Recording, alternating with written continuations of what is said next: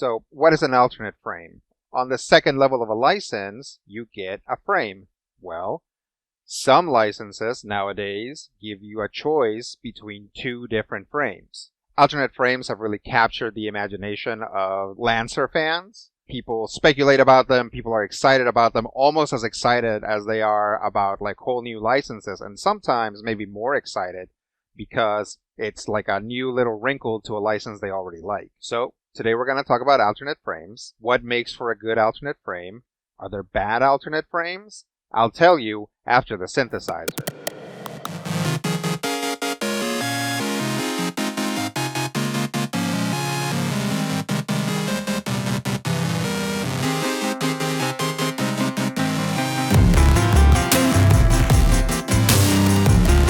So just so you know, I call them alternate frames throughout this whole thing, but the official name for them is variant frames. A lot of the community calls them alt frames anyway, but officially they're variant frames.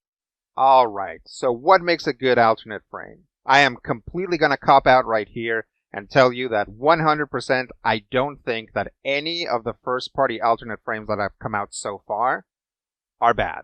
Like, they're all at least good. But what makes for an excellent alternate frame? Here are my rules for what I think an excellent alt frame does. 1. It feels related to the original frame. 2. It recontextualizes the license. 3. It makes you reconsider options and change your play patterns. And 4, it isn't strictly better than the original, although again, bit of a cop-out here. I'm just going to cross this one out because I don't think that any of the first-party frames that have come out are better than the original frames. So really, we just have to think about these 3. So real quick, what does it mean for something to feel related? I don't know. It's just a feeling, right? Does this frame feel like it's from the same manufacturer, from the same family, or lore-wise, like it's a change or a switch-up from this original frame? What does it mean to recontextualize the license? It means that all of the other options that you get now feel new and different when you put them on the alternate frame. What does it mean to reconsider options and change up the play pattern? That means that now you're looking at all of the options outside of the license, and suddenly options that didn't make sense before make sense now, and maybe options that were really, really good before are now not as good, and you have to look somewhere else. So what does it mean to change the play pattern? Basically, it plays different. Your turn-to-turn decisions and actions are going to be different while still maintaining sort of that flavor of the original. Okay, let's look at some alternate frames. So the other day I was going through some of the videos on the channel, and I was actually surprised to see that I've made multiple jokes about the Tokugawa being an artillery platform. And it's actually pretty good as an artillery platform, but that's kind of interesting because the Tokugawa presents itself as a melee platform, I think, very much does. But it actually is a very flexible mech.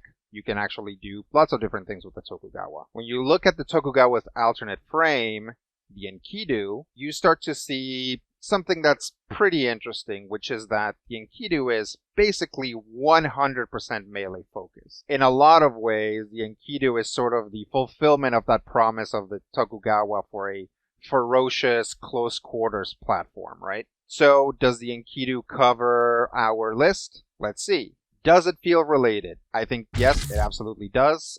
At its core, it wants you to be in the danger zone, like the Tokugawa itself.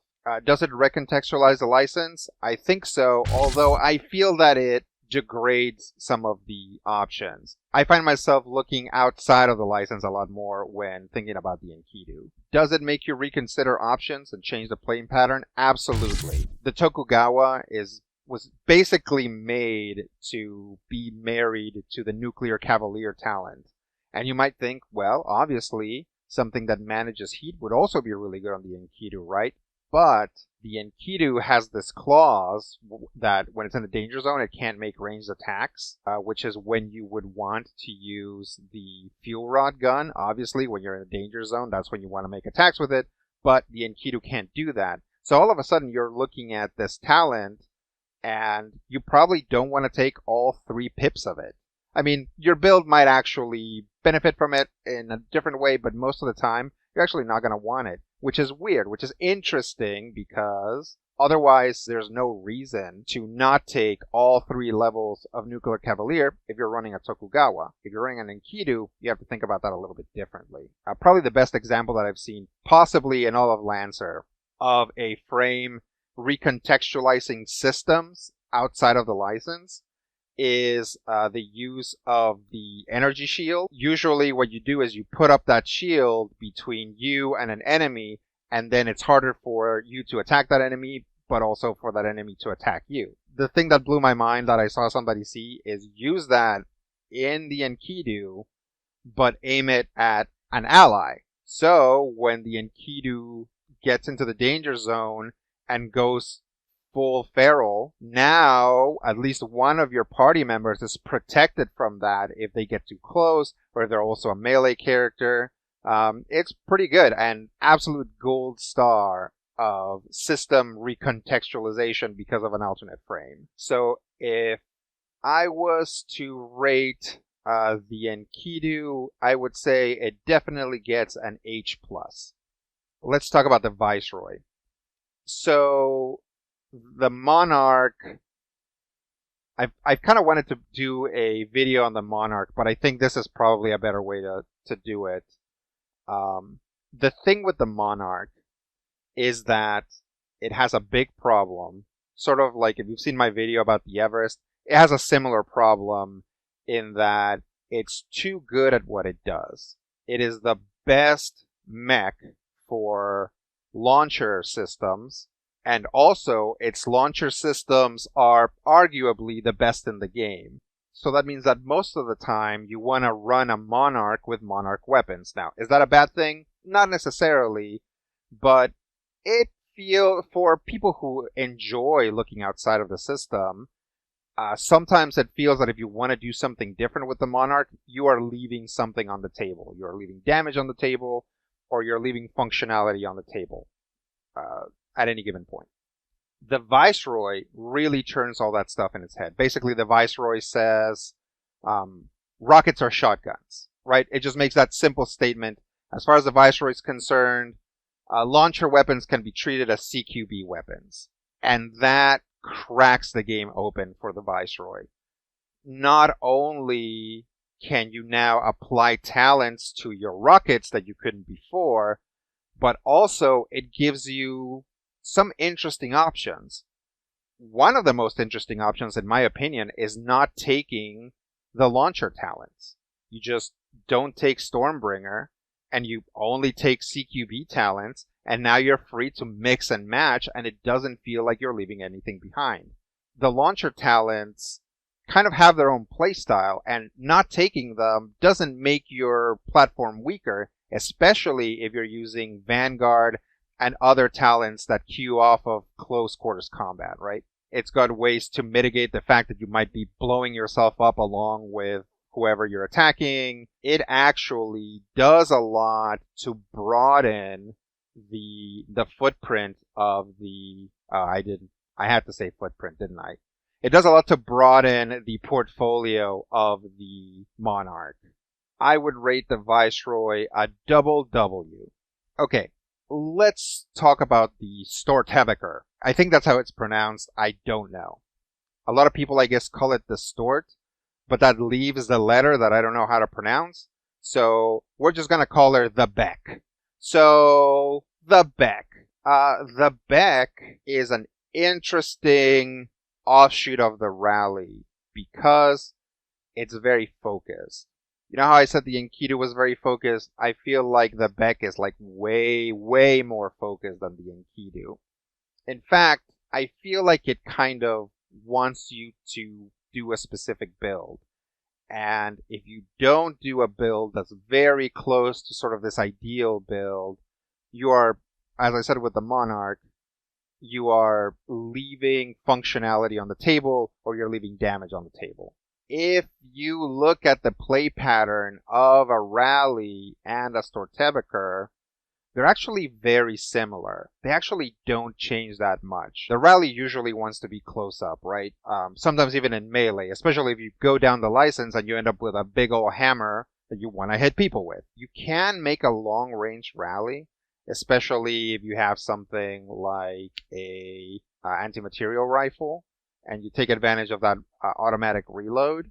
But you're leaving something on the table there, right? Because you're not plinking somebody every time you reload. So usually the rally wants to be up close, right? When we look at the Beck also wants to be up close. You could argue that it's a similar thing to the Enkidu, where the Enkidu is a more focused version of the Tokugawa. But to me, it really feels like a mech that was built around a very specific play pattern. And this play pattern is not something that the rally couldn't do, and something that the rally, given the right choices, wouldn't do just as well or better, depending on the situation. So when you look at my grading system for the Stortebeker, it definitely gets lower marks. It definitely feels related, but it doesn't recontextualize its license in any way, right? Everything that you want in there, you want in there for the same reason that you want it for the rally. It does make you reconsider options outside of the license, but it tends to have a narrower playstyle, and the options that you reconsider are options that actually still work on the rally. So is that bad? Is it a bad alternate frame? No. This is my rubric, right? The people that made it weren't operating under the assumption that they had to meet these qualities. They are trying to create something that's fun to play, and from what Beck mains tell me, it's super fun to play. So no, it's not bad, but as far as I'm concerned, I'm a lot less interested when I look at the Stortebeker than I am when I look at a lot of other alternate frames, because those other alternate frames kind of more spicy. They make you look at licenses in a different way. I would give the Stortebeker an umlaut O+. So yeah, that's an example of a mech that's maybe not as successful. Let's talk about the Amber Phantom. So the Amber Phantom is an alternate license for the Metal Mark, and the Metal Mark is actually one of my favorite mechs. There's a lot I like about it. I like that it's an all-around good mech, so you can do lots of different things with it. Its core power, the ability to turn invisible, is helpful in almost every build. Like, there are no build, or very few builds, where being invisible doesn't help you. The Amber Phantom kind of starts right off the bat, recontextualizing everything in sight. For example, one of the things that I really like about the Metal Mark is that it doesn't give you a heavy weapon, even though it has a heavy mount, right? If you're playing a Metal Mark, you have to look outside of the license for a heavy weapon. And so, what they do with the Amber Phantom is, it just doesn't have a heavy mount. And that's fine, it doesn't mess with the license. And in fact, all of a sudden, the license almost makes more sense. So if you talk to people who play Lancer a lot, especially in Lancer spaces, often they will tell you that when you look at your Hase, you want to focus on haul at least early on. For example, if you try to focus on agility, enemies are still relatively frequently going to be able to hit you, and then you won't have the hit points to survive it, right?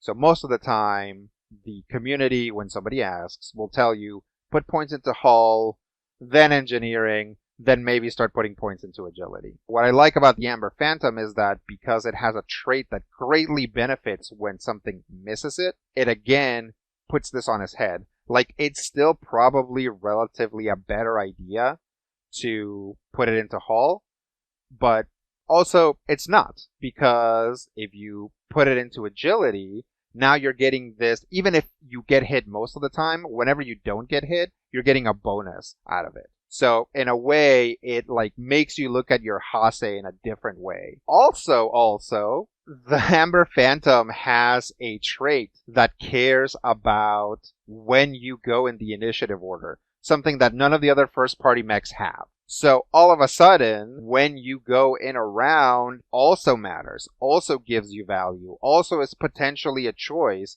between one option and another, more so than just when it's convenient to go. It's something that creates additional tension, and something that can really change the way that you normally play. Not only that, but a lot of mechs do well in certain sit reps and not very well in certain others. The Amber Phantom might become almost a completely different combatant because when you go in initiative order, based on the sit rep, might really change how you do things. If you're trying to get a payload to the goal as fast as possible, that is going to inform your playstyle, and when you go compared to everybody else who's also trying to pull the payload is going to be a thing. So at the very least, that's going to create tension with your playstyle. So yeah, the Amber Phantom makes you rethink its license, the systems outside of it, common wisdom about where to put your stats, and also turn order.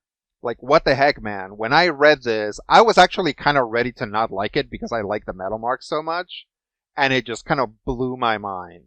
I haven't had a chance to play it, so I don't know how impactful these decisions are, but I can tell that they generate play tension, right? And honestly, that's kind of what you want. You want to give the players options and make some options good but dangerous, or maybe a little bad but more safe, and this is just doing all of that at all times. So yeah, I would give the Amber Phantom an N++. Alright, that's all I got for today. Leave me a comment talking about your favorite alternate frame. Do you agree with me? Do you disagree with me? What do you think an alternate frame should have? And more importantly, what mech that doesn't have an alternate frame yet would you like to give an alternate frame? Okay, I'll catch you guys later. Bye.